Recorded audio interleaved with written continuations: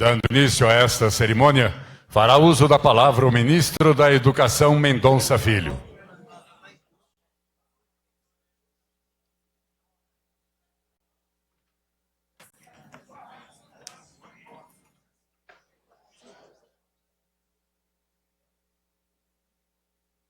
Obrigado.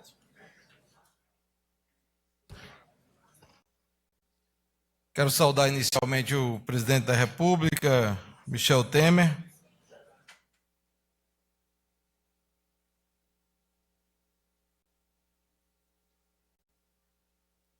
O ministro-chefe do Gabinete Civil da Presidência da República, Eliseu Padilha. O ministro da Saúde, Ricardo Barros.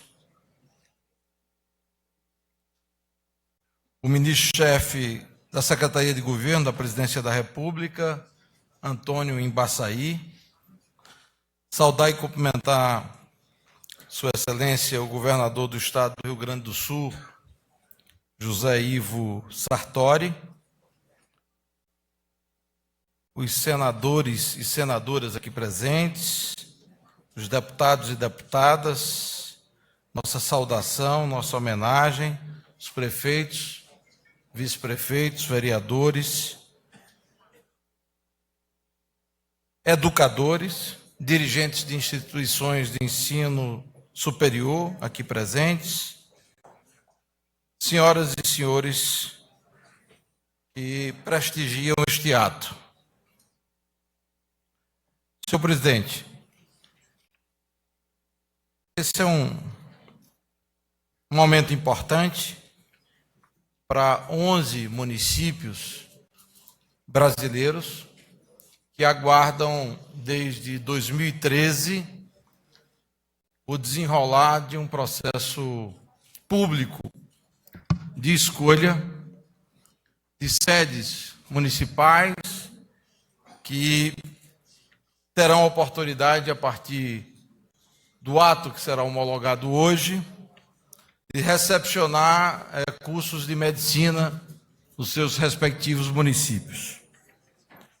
O edital foi lançado inicialmente com o propósito de uma escolha dos municípios pré-selecionados e, a partir da pré-seleção feita em nível nacional, a decisão no sentido de que quais instituições de ensino deveriam liderar o processo de implantação de faculdades de medicina nos respectivos municípios. O processo se alongou até além do esperado, tendo em vista, inclusive, uma decisão do Tribunal de Contas da União, que paralisou o processo licitatório e que, a partir da posse do presidente Temer como presidente da República e da minha posse como ministro da Educação, nós tivemos a responsabilidade de acompanhar os desdobramentos no âmbito do Tribunal de Contas da União que permitissem a retomada desse edital público lançado ainda em 2013, no primeiro momento, e 2014, na fase de escolha das mantenedoras. A partir das orientações dadas pelo TCU, o processo licitatório foi retomado. Nós seguimos, evidentemente, as recomendações da Corte de Contas do país e levamos adiante o processo de escolha envolvendo 36 municípios do país, num total de 39 pré-selecionados.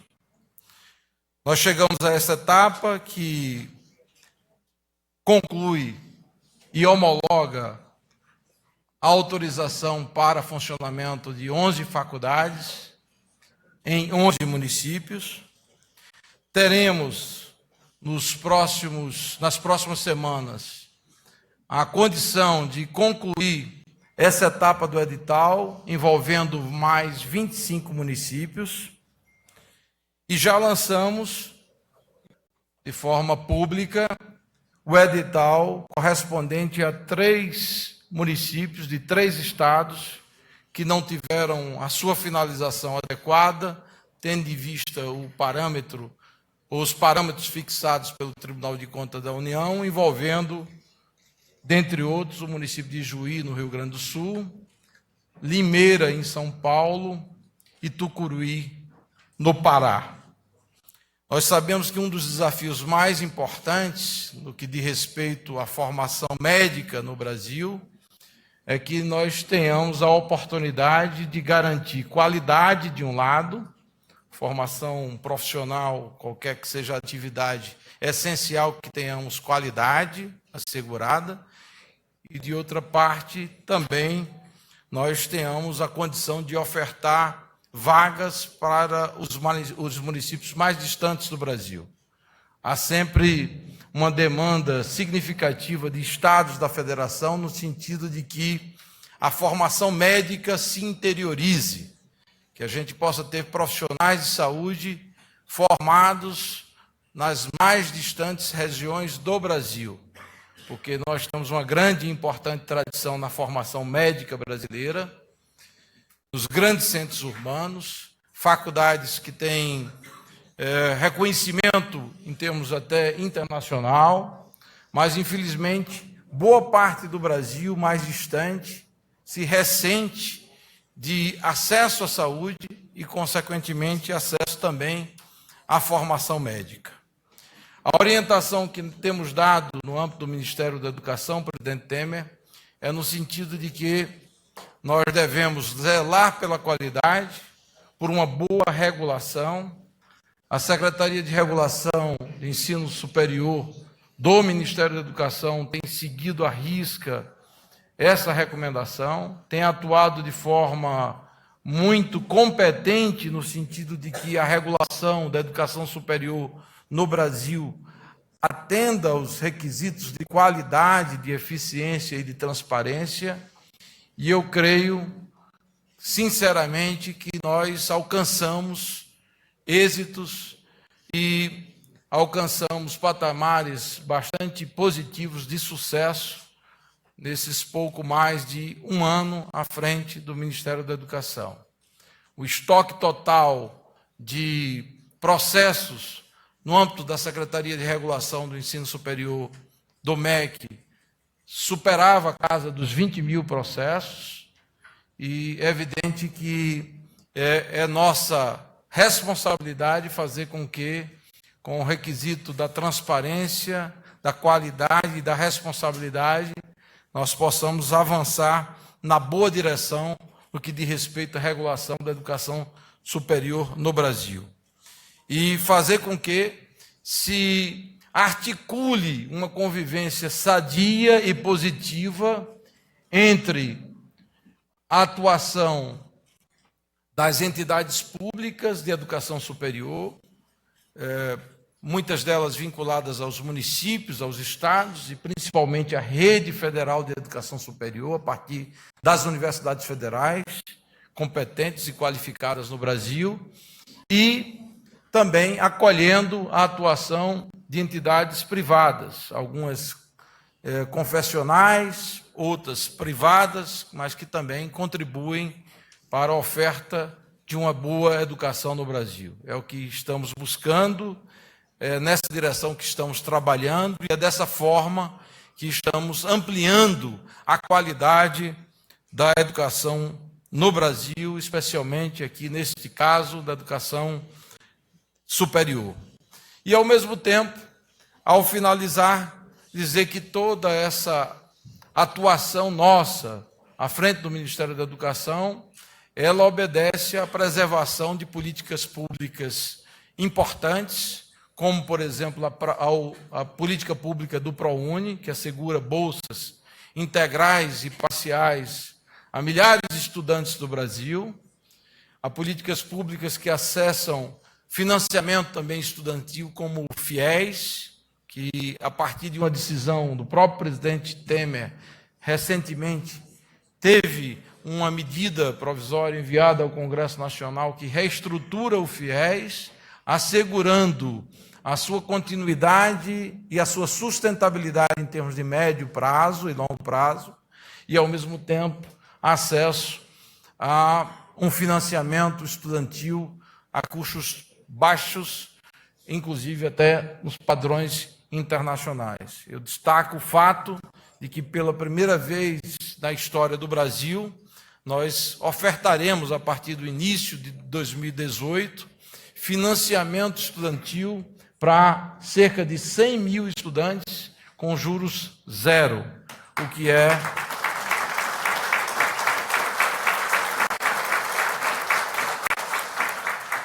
algo que ratifica o nosso compromisso com relação ao acesso à educação por parte de milhares de jovens no Brasil. Inclusive, destacando uma especial atenção para as regiões menos desenvolvidas do Brasil, Centro-Oeste, principalmente Norte e Nordeste do nosso querido país.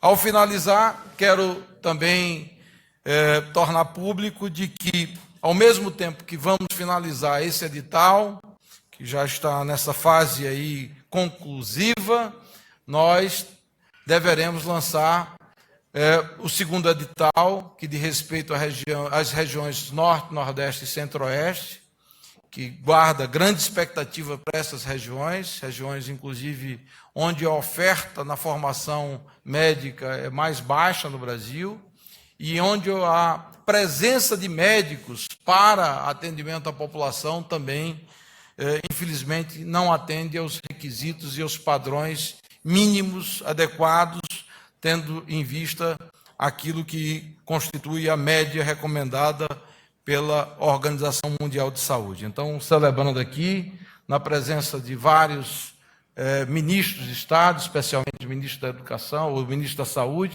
eu quero, como ministro da Educação, dizer que cumprimos mais uma etapa importante na nossa missão como gestor da educação brasileira. Qualifico que esse episódio e esse momento importante que nós vivenciamos nesse instante, ele só é possível porque temos uma equipe competente dentro do Ministério da Educação, nos auxiliando para que a gente possa atender às expectativas da população brasileira.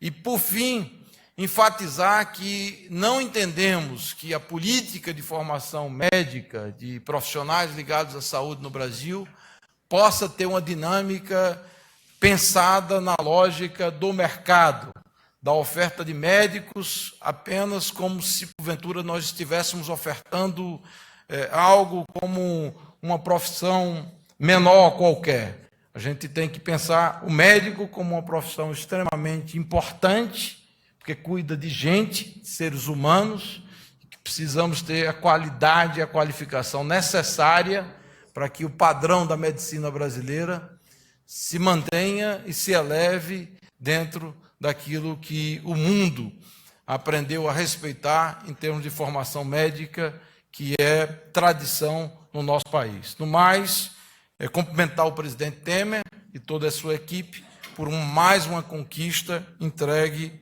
à comunidade brasileira. Muito obrigado pela oportunidade.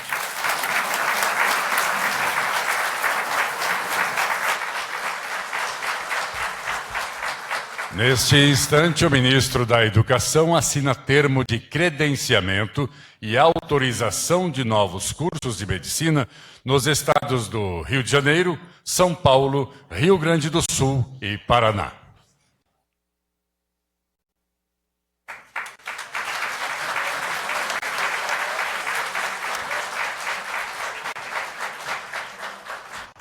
Com a palavra, o presidente da República, Michel Temer. Quero cumprimentar os ministros Eliseu Padilha, Mendonça Filho, Ricardo Barros, Antônio Embaçaí, o Zé Ivo Sartori, governador do Rio Grande do Sul, o ex-governador Alberto Goldman, os senadores Ayrton Sandoval, Ciro Nogueira, Maria do Carmo Alves, Marta Suplicy, Pedro Chaves, os senhores deputados federais Alfredo Keffer, Celso Maldaner, Cláudio Cajado, Jacobo, João Fernando Coutinho, Jorge Tadeu Mudalém, Marcelo Aguiar, Mauro Pereira, Miguel Lombardi, Nelson Marqueselli, Nilton Cardoso Júnior, Paz Landim, Paulo Magalhães, Paulo Maluf, Raquel Muniz, Renato Meulink, Rogério Lucena, Rogério Silva, Rubens Bueno, Soraya Santos, Takayama, Toninho Vandestir, Vitório Gali, Walter Yoshi, Zeca Dirceu. Cumprimentar as senhoras e senhores prefeitos, as senhoras e senhores representantes de instituições do ensino superior. E eu só fiz essa longa relação de presenças, Mendonça Filho, para dizer, Ricardo Barros Padilha, para dizer da importância deste ato, né? É interessante que algo que parece trivial ganhe uma significação extraordinária. E a presença dos senhores senadores, ex-governador, do governador Sartori, das autoridades todas que aqui se acham, revelam a importância deste ato. E não apenas isso, a própria quantidade de pessoas que aqui se acha nesse salão Roberto Lucena menor, não é? Mais uma vez, demonstra o grande interesse que existe pela educação brasileira, no caso presente, da educação superior voltada para o ensino médico. Este é, portanto, só um ato, não é? Nós estamos, na verdade, ao longo do tempo, fortalecendo a educação e a saúde. São mais de 700 novas vagas por ano em cursos de medicina, em mais de 10 municípios diferentes. Estamos criando condições para que mais médicos cheguem ao interior do nosso país. É o nosso compromisso, na verdade, com a redução das desigualdades regionais, também em matéria de saúde. Muitas e muitas vezes, se dizia, quando nós votamos a PEC, a proposta de emenda constitucional, deputado Gabriel, que nós iríamos matar a educação e a saúde. E é interessante, deputados, senadores e senhores e senhoras, quantas solenidades nós temos promovido aqui na área de educação e de saúde, todas elas reveladoras dos acréscimos orçamentários que nós temos colocado nessas áreas prioritárias para a nação brasileira. Então, a chamada PEC da morte, como foi rotulada naquela época, na verdade é a PEC da vida. Significa que a vida cada vez mais cresce, cada vez mais progride, cada vez mais prospera, tendo em vista a atividade do governo, no particular, dos nossos ministérios da saúde e da educação. Eu tenho dito isso com muita frequência, que nós pregamos aqui no nosso governo a descentralização. Nós pregamos e praticamos, porque estamos novamente demonstrando o tipo de cooperação que deve haver entre a União, Estados e os municípios. E repito algo que tenho reiterado, né? Quando Estados e municípios são fortes, a União também se fortalece. Aliás, se me permite, eu quero dizer que também praticamos a descentralização no Executivo. Eu quero que os senhores e as senhoras percebam a grande autonomia que nós damos aos nossos ministérios e às nossas empresas públicas, sociedades de economia mista. É claro que o presidente da República acompanha todos os atos e coordena todos os atos, mas não os centraliza, de modo a retardar a ação administrativa. Aliás, deputado Takayama, o que nós temos feito ao longo desses pouquíssimos 14 meses, revelam, na verdade, a produção de algo que, ao longo de mais de 10 anos, se tentou, não é? Se buscou e não se conseguiu. Isto foi fruto, precisamente, dessa descentralização administrativa, aliada, na verdade, à coragem, determinação e ousadia de todo nosso governo. Até reitero que, na área da educação, por exemplo, o ministro Mendonça Filho tem produzido ações concretas. E o que é importante, com muito diálogo, né? E com muito apoio do Congresso Nacional. Eu reitero sempre a hipótese do ensino médio, né? Eu conto sempre, de vez em quando, o auditório é o mesmo. mas aqui o auditório é diferente, eu posso contar. Quando eu fui presidente da Câmara pela primeira vez, em 97, 98, já se falava, deputado Raimundo Gomes de Matos, já se falava da reforma do ensino médio. Passou-se um período de 20 anos e nada da reforma do ensino médio. Nós ousamos, quando o Mendonça me trouxe aqui a hipótese de uma medida provisória, retirando, na verdade, de projetos que tramitavam pela Câmara e pelo Senado, propostos pelos mais variados partidos políticos. Mas a equipe do Mendonça conseguiu retirar os principais textos de cada projeto de lei, incorporou-os numa medida provisória, que foi, afinal, remetida ao Congresso Nacional. O senhor se lembra que houve até protestos, né? Que os protestos nunca são de mérito, não é uma discussão de conteúdo, é um protesto político. A questão é de natureza política, não é uma questão de mérito nem de conteúdo. Mas interessante, passado o tempo, aprovou-se a reforma do ensino médio, depois de mais de 20 anos de espera, e hoje, me conta o Mendonça Filho, mais de 90% do setor educacional, pelo menos, né, aprova, se não a totalidade, aprova a reforma do ensino médio. Né? Portanto, em tudo isso, revela que nós fazemos muitas coisas, como fazem os meus ministros, com sentido e responsabilidade.